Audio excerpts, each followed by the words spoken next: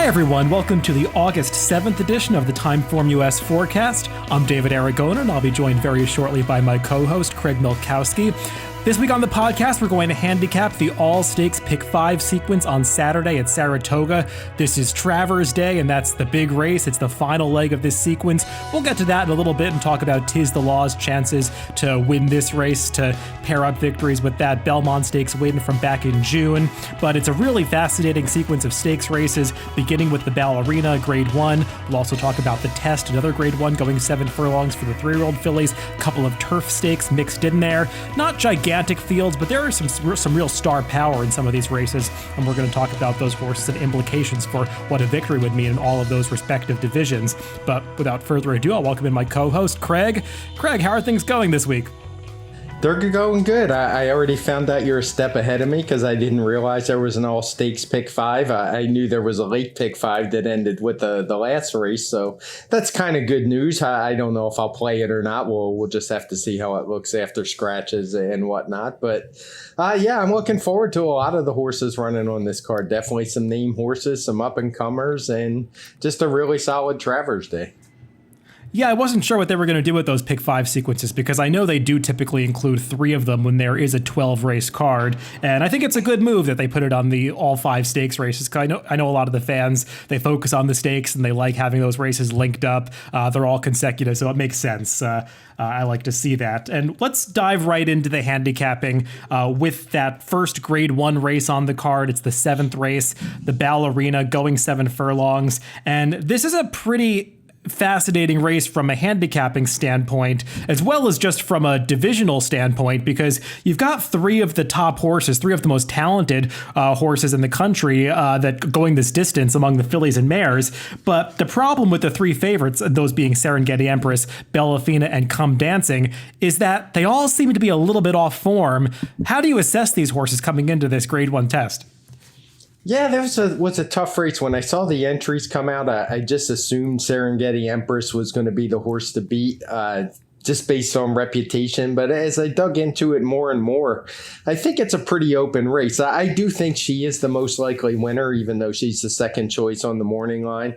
Not that I disagree. I think Bellafina will take more money, but I think this is probably where she's best. I mean, if we think back to her test last year against Kofefi, the pace was hot and she still was right there to the wire.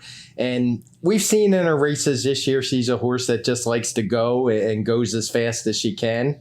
And this distance probably fits her. So I do think she's a strong contender, but I don't think the race is just a walkover by any stretch. There's some other good fillies. There's some other speed she's going to have to deal with.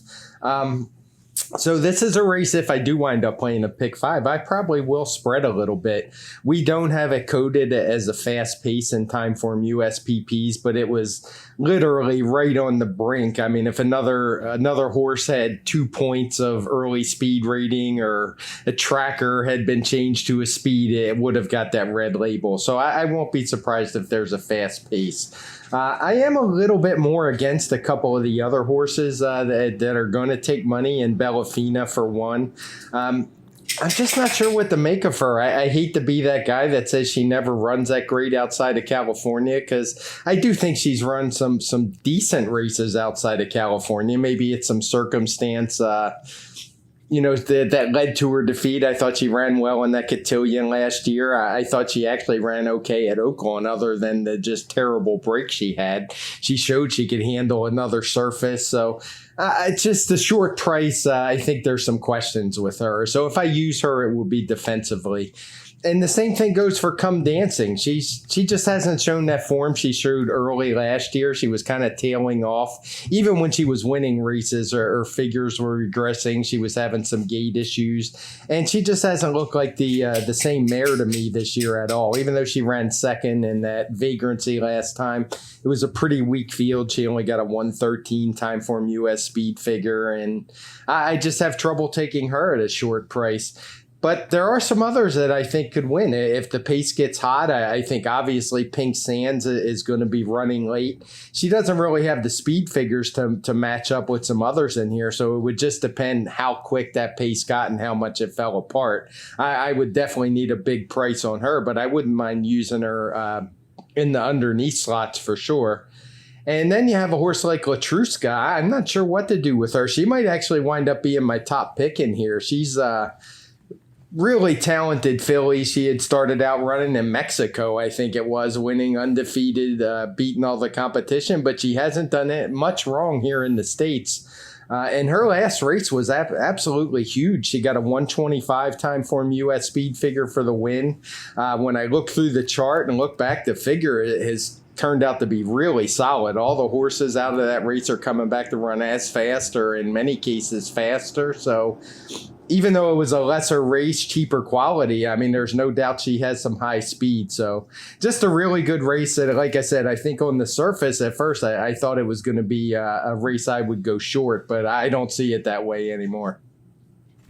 Yeah, it's a really hard race to get a handle on because as you were going through the main contenders, they're just all kind of hard to trust at short prices. Even some of the alternatives, at bigger prices, they just have a lot to prove in this race. Just to follow up on what you said about the pace, as from a handicapping standpoint, I would view this as a red, color-coded, fast-paced situation. The only reason it's not coded that way is because the two horses down towards the inside, Serengeti Empress and Cookie Dough, they're both turning back from a series of route races. And just in general, I know that we downgrade those horses a little bit in sprint pace projectors, but this is the rare case where these two horses who have been focusing on route races, they both have prior sprint form, and they've shown in the past that they're capable of making the lead in sprint races. So I would view them as more speed leader types, which would have made this pace projector a clear fast-paced situation.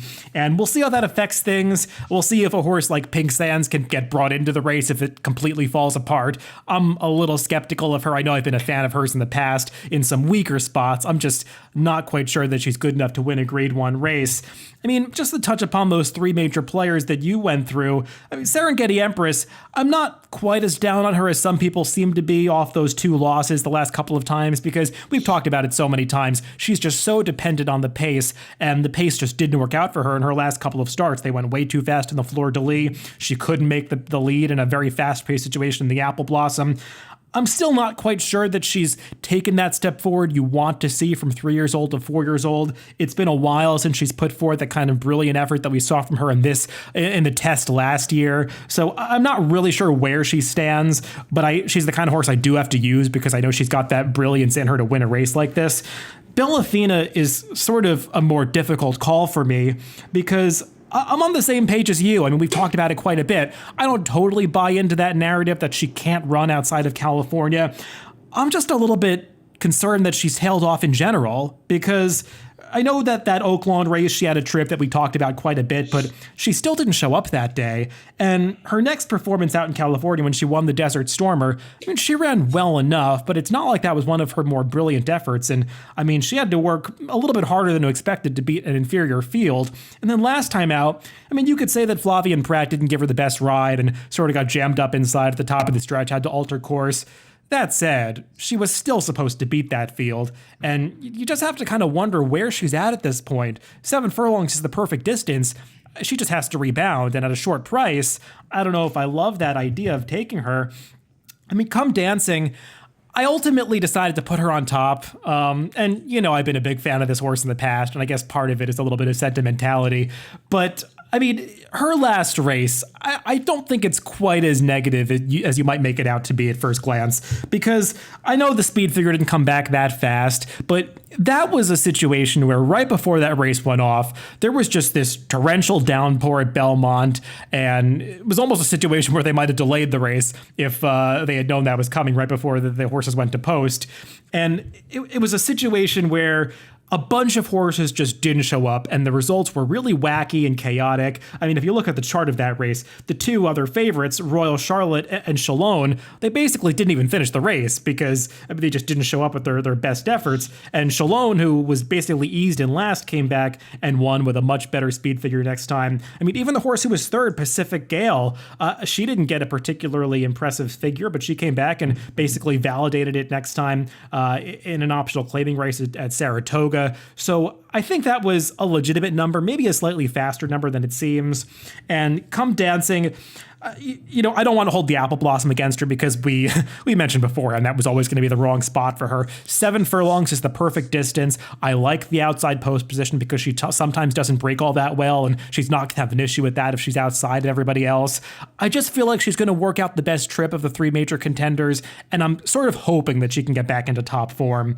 I don't blame you for taking a shot with Latruska if that's the direction you decide to go in. My one concern with Latruska is that she is a dirt router who controls paces in all of her races. I mean, she's really never been challenged for the early lead. Part of that's because she's fast, and part of that is because the paces in route races are a little bit more moderate.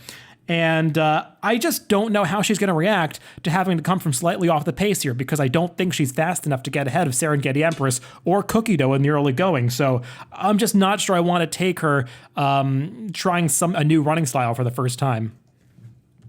Yeah, I can understand that. I just want to touch on a couple things. I totally agree with you about the pace projector. I'm treating this as a race that's in red, particularly with the 2 horses you mentioned, Serengeti Empress and Cookie Dough, being drawn inside. I mean, what other choice do they have? If they don't go from there, they're probably in big trouble. And it's with Pink Sands as well. Like I said, it looks like a race that could just set up for her. But as a speed figure guy, it's just tough for me to really lean on that horse. I know we both liked her a couple times back at Gulfstream, but she topped out at a 110 TimeformUS speed figure. So this race would just have to completely disintegrate. I mean, she's a 5-year-old. It's not like she's lightly raced, and I'm expecting some big jump up in figure. So she's a horse I would use defensively, but even as seemingly the lone closer, at least quality closer in a field like this, I still would have a hard time getting too excited about her. Well, I think we covered almost all of the horses in that 7-horse ballerina. It's a really fascinating race and a tough race to begin this sequence because, as you said, it's hard to lean too heavily on anybody, and you probably do have to spread a little bit, even if you have an idea what the horse you like.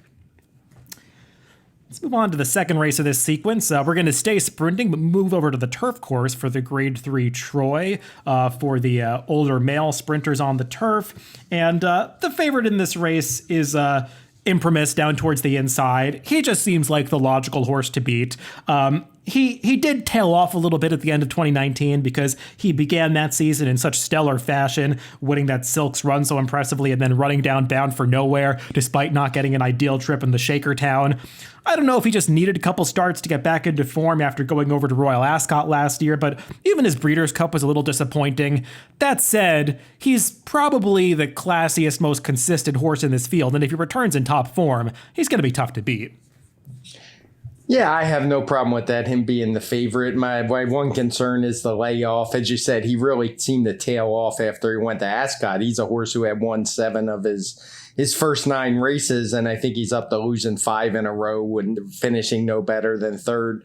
But if you want to take the optimistic view, the layoff is probably a good thing in his case. He's had a couple long layoffs. Well, I always consider the first start like a long layoff. He won first time out, and then he had a similar break before coming back at Gulfstream, and he came back with a really big figure and an easy win. So I'm not going to knock him too much. He is certainly the horse to beat in here.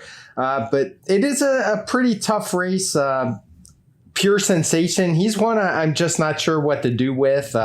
He had a tough go of it in the Jaipur. He didn't have a very good start that day. He got caught up battling a super fast pace. I know he's kind of a park specialist, but he has won in New York before. He is 9 years old now, so you have to start to wonder, can he get back to those older figures? But I do think he's a contender in here. The problem is he's going to have to deal with American Sailor, who I don't really consider a contender in here. I don't think he can win the race, but he is certainly the one that probably has the highest speed and is really going to go out for it. So for me, it's going to come down to Imprimis, and then I'm going to maybe give a couple horses on the outside a shot just as closers in here with Pulsate and Chewing Gum.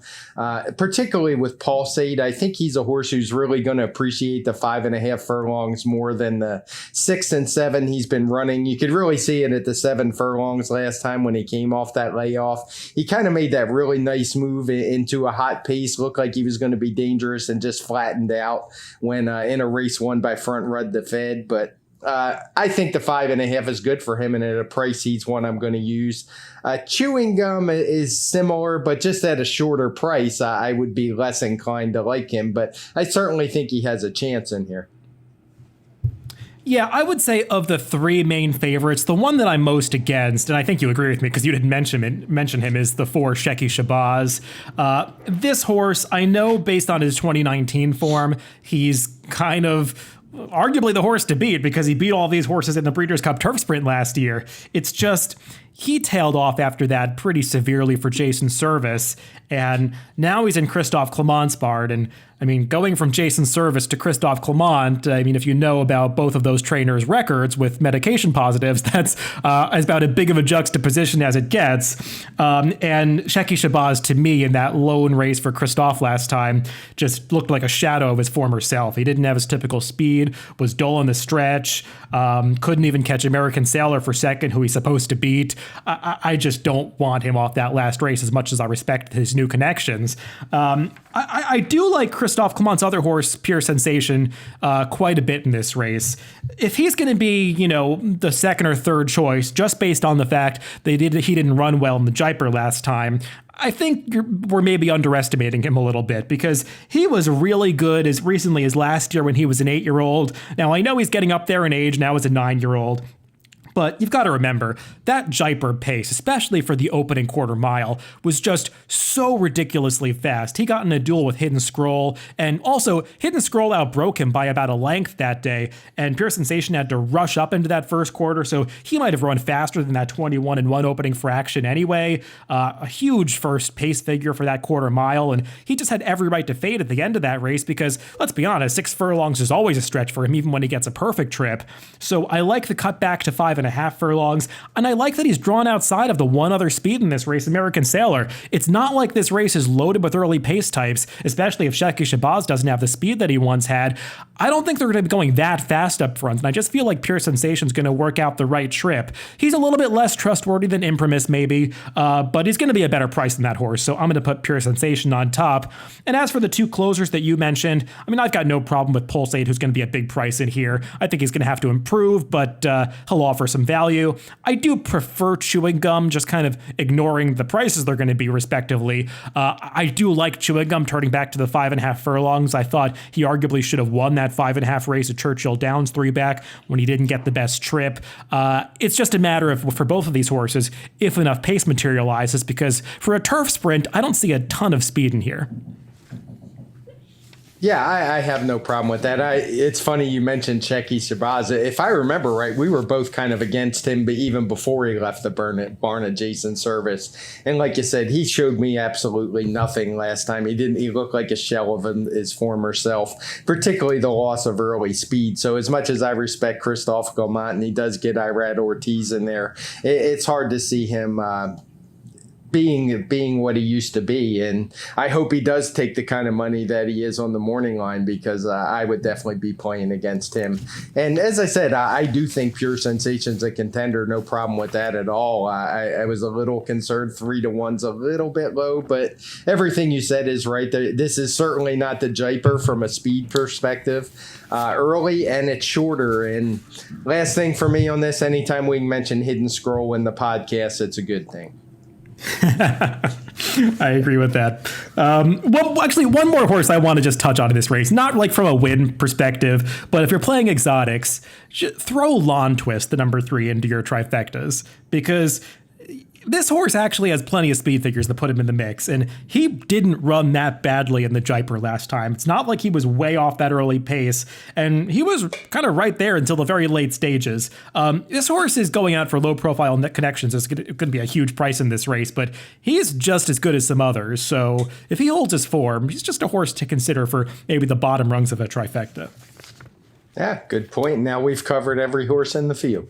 Yeah, I think we've done that in the first two races we've discussed. So I think we can narrow it down a little bit as we move into this Weah, because I thought of the races on this card, the Weah was one of the more straightforward ones. You got the two favorites, Mississippi and My Sister Nat. Mississippi is just the horse to beat. She was second to Sister Charlie in the Flower Bowl last year. I'm not going to hold her poor performance in the Breeders' Cup against her because she was just always out of position in that race and couldn't make up ground in that large field. I think the question with Mississippi is, how much credit do you want to give her for getting so close to Sister Charlie in that Flower Bowl, kind of now that we know that Sister Charlie might have been tailing off the end of last year? Yeah, I'm with you on this. I think it's basically a two-horse race. I don't really see any of the others winning, but I'm probably going to lean towards My Sister Nat. I actually liked her race against Mean Mary last time. The pace wasn't much. We have it coded in blue. I mean, it wasn't one of those crazy, slow, glacial paces we see in some of these turf races, but she just had an insurmountable advantage, and I think My Sister Nat ran really well that day. And Mississippi, I just have some questions. As you say, how good was really her best race last year? And also there's the layoff thing. She's coming off the long layoff, and she's never run particularly well off of that layoff. It takes her a little bit to get going. So of the two, I'm going to side with My Sister Nat. Yeah, we see this race exactly the same way. My Sister Nat is actually the younger half-sister to Sister Charlie, so Mississippi has some familiarity facing horses with this in this family. My Sister Nat was a big disappointment when she first came to this country for Chad Brown, but seems like she finally turned a corner at the end of last year when she ran that race in the Long Island. She was arguably best that day, making this huge late run from way back after going wide at the quarter pole. And I think she validated that improvement last time in the New York, as you said. She closed into a pace that was on the slower side. That was a good field, even aside from Mean Mary. Probably a better field than this one. And I just think she makes a lot of sense as the horse on the upswing in this race. They're two deep closers in a race that doesn't feature much pace, but I don't think that matters so much. We saw a mile and 3/8 race at Saratoga yesterday where it appeared that we're going slowly up front and the race still fell apart. I just think the best horses usually win these races, and My Sister Nat and Mississippi are just the two best horses. Let's move back to the dirt in the 10th race, which is the fourth leg of this pick 5 sequence. It's the grade 1 test. And once again, this is another race from a wagering standpoint, looks pretty straightforward. I mean, Gamine is going to be a massive favorite in here, and for good reason. Her performance in the Acorn last time was, one of the best efforts we've seen out of a 3-year-old filly in decades, really. That was just a really special effort. And I think the question for her is, how is she going to react to a little bit more speed signed on in this race? Because the one, I guess, chink in Gamine's armor is that she's controlled the pace in all of her races up until now, and she's never really had to face a truly fast rival in a sprint race like she's going to meet with the number 4 Wicked Whisper and the number 6 Venetian Harbor. I'm not really concerned about her rating that much. I think it's just a new situation that you kind of have to take into account with a horse that's going to be a very short price. Yeah, this is a race. I have to be honest. I imagine most people are going to just watch this one as fans. I say that. I'm sure there'll be plenty of handle. I never can figure out who bets these races. But for me, I have a hard time seeing Gamine getting beaten here. So there's not a whole lot of point in play. And as you say, she's probably going to be in the 2 to 5, maybe even lower range based off that last race. It was just so big. She won by nearly 20 lengths. She got a huge figure, no matter whose speed figures you're looking at. 124 from us, and the final time was actually a 129. So just a massive effort for a 3-year-old filly. She is going to have to deal with Venetian Harbor, but I honestly think she's probably quicker than that one. We'll see. But in the end, I doubt it's going to matter. There's no reason for me to think that, especially given her post, that she can't just sit second or third, even if she had to, and outfinish these late. So as a fan of the game, I'm going to watch and hope for a big performance, but not really an exciting race from a betting standpoint. Yeah, I guess the only thing that I really want to say about this race is that everyone's billing this as just a one-horse race, like it's going to be a walkover for Gamine. I don't want to shortchange Venetian Harbor. She's a really good horse, and based especially on our TimeformUS speed figures, it's not like she's out of it. I mean, her numbers compare very favorably to Gamin's, and arguably she's been earning her higher figures going distances that are just too long for her. She's supposed to love this turn back to 7 furlongs. I think Gamin's probably going to win, don't get me wrong. I'm not going to be surprised if Venetian Harbor puts up a real fight here, because she is very much the other horse in this race and has the credentials to make it kind of close. Yeah, I would definitely agree with that. I don't know that she's going to offer much value either. That's obviously the only problem in here. And it's one of those you want to watch. Maybe people will go nuts and Gamin's 1-5 and she winds up 2-1 or, so even 9-5. Somewhere in that range, I might even be tempted to bet her. I just would be surprised if that happened. Yeah, I think the only point that I'm making is, from a multi-race standpoint, because again, like you, this is not a race that I'm going to be focusing on to be like winner, exacta, or trifecta wagers. But, for the pick 5 sequence, I'm not going to single Gamin. I would use Venetian Harbor as like a B or a C type, because I'd want at least that bit of coverage in this race, because I do think there's a possibility, or there's a chance that Venetian Harbor can win. Yeah, and I do, like you, I think Wicked Whisper is going to be right there as well. That race he comes out of the Beaumont with 4 Graces. 4 Graces was absolutely huge that day. I wish he had shown up for this race. I'm not sure what the plans are with her, but it's not going to be easy up front, I wouldn't think. It's going to be a tussle, so whoever comes out of it is probably going to have earned an honest win in this one. We'll close things out with the feature race on Saturday. It is the Grade 1 Travers, the Midsummer Derby, kind of the bridge between the Belmont Stakes and the second half, or the latter 2/3 of the Triple Crown, the Kentucky Derby and the Preakness Stakes. And Tiz the Law is going to try to win all of them. He is undoubtedly the horse to beat in this race. I mean, it's been a really bizarre Triple Crown season. The leading up to the Kentucky Derby, it feels like there's been so much turbulence. And the one constant has just been Tiz the Law, because he puts forth basically the same effort every time. He's just so reliable. I'm not that concerned about him getting the distance. I mean, no more concerned than I would be about anybody else in this field. I think the big question with Tiz the Law is, can he maintain this dominance over the rest of the 3-year-olds as others continue to develop? Because we often see coming into the summer, there's a bit of a changing of the guard in the 3-year-old division as some of the late bloomers really start to blossom. And can Tiz the Law maintain his edge? That's really the only question that I have in this race. Yeah, I do think this is, it sounds funny, but it's a tougher test than the Belmont just because of the presence of Uncle Chuck, who's a horse who's run just as fast as Tiz the Law. He did it in just his second start in that Los Al Derby. He got a 122 TimeformUS speed figure. Personally, I don't think there's anyone else in here that really could challenge those top 2.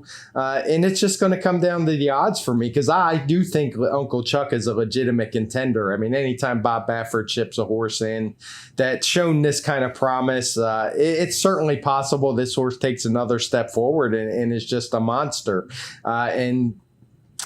So I think he could win the race, and it just comes down to the price. If Tiz the Law winds up 3-5 or 4-5, and you get that 5-2 on Uncle Chuck, I would take it in a second.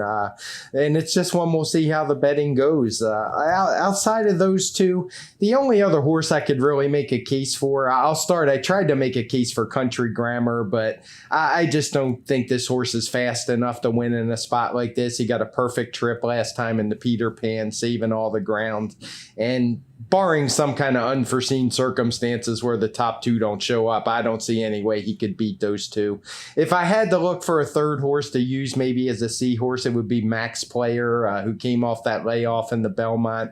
Ran an okay third. You have to make kind of a leap of faith that he's going to improve that second start off the bench and like the 1 1/4. But of the others, he would be the one I might use a little bit. Yeah, we're on very similar pages here. I don't think either of us are really against Tiz the Law. It just comes down to a question of value. And if Uncle Chuck is going to be twice the price or maybe more than that, I mean, he just makes sense as the horse you're supposed to take in this race, because like you said, he ran just as fast, if not faster, than Tiz the Law last time in that Los Alamitos Derby. And that number was really validated when 1,000 Words came back to win the shared belief. I mean, maybe he got a favorable setup next time, but he ran a faster speed figure, 1,000 Words. So I think that really just cements that the Los Alamitos Derby was a strong race. And Uncle Chuck doesn't give me any worries that he's not going to be able to get the 1.25 mile distance based on the way he finished last time. He just seems like a kind of horse that is a real formidable foe for Tiz the Law. And, I'm going to cite a statistic that I don't think people will find that surprising because we see Bob Baffert win races like this all the time. But if you look it up in DRF Formulator, over the past 5 years, Bob Baffert in Grade 1 dirt routes at NYRA, he's 12 for 21. That's a 57% win rate with a $4.42 ROI. And at Saratoga specifically, he's 6 for 10 with an ROI over $5. So what that basically says is when Bob Baffert sends horses to races like the Travers, they just win. And I feel like Uncle Chuck he's coming here to win this race. So I think Tiz the Law is going to have a real fight on his hands with this horse. And like you, the one other horse I would consider is Max Player. I tried to make him my top pick. I just feel like he's got to improve significantly. I do think the 1.25 mile is going to help him. If there's some pace in this race, that helps him too. I just view him as more the kind of horse that might round out the exact as opposed to a win candidate. I did want to ask you one thing before we go. As far as Uncle Chuck, do you find his last couple races, I know you're better at this than I am watching races, he just kind of looks awkward and even a little green. That's why I'm wondering why. I mean, that's why I'm almost expecting him to run even better than he has been. And I'm just curious what you thought on the visuals of how he runs. Well, he's got one of those typical Uncle Mo bodies where they almost look like spiders. They're all legs, and he's very much of that build. And when he strides, he's kind of got that high striding Uncle Mo action where he really reaches out, has a massive stride on him. And he's finished his last 2 races on his left lead, which I think is why it looks a little bit awkward. He definitely did it and drifted in as well in his maiden victory. He kept more of a straight course in the Los Alamitos Derby, but he again switched over to his left lead. And it looks a little awkward to finish a race, but he certainly generates power doing it. I watched his recent workouts coming into this race. His lead changes have been much better in his recent workouts, so it's possible that he's just kind of figuring things out as he goes along. But this is obviously a horse that has a ton of talent and really generates a lot of power with his stride. Perfect. That's why you're my go-to man in these spots. So those are all the stakes races on Saturday. I mean, just to sum things up, Craig, I think we kind of have a similar strategy for this multi-race sequence. Sounds like the first 2 legs, the Ballerina and the Troy, are more of the spread legs, and we can probably go about 2 deep in the last 3 legs. Yeah, I would agree with that. It is one where I'm going to try to make sure, like I mentioned last week, I don't want to play tickets where I got a whole bunch of favorites because, you could wind up losing money. But as a pick 5, generally that's not going to happen. I think you're a little safer with the pick 5. As long as you don't get a straight favorite ticket, you're going to do okay, at least a little bit. And it's probably more important to just hit the ticket as opposed to a pick 4 where you have to be a little more judicious. Yeah, I would agree with that. A pick 5 is probably going to pay decently as long as they're not all favorites. And I think these races are competitive enough that we're not going to have that kind of situation on Saturday. That's all the racing that we're going to handicap for this week. Of course, I'll be back on Tuesday to record the TimeformUS Pacecast to recap all of these stakes races as well as other racing from around the country. So stay tuned for that next week. And remember, you can always listen to us on drf.com, Spotify, iTunes, YouTube, and SoundCloud. Wherever you get your podcast, just make sure to subscribe to the Daily Racing Forum channel. Thanks for listening this week, and we'll be back with a TimeformUS Pacecast on Tuesday.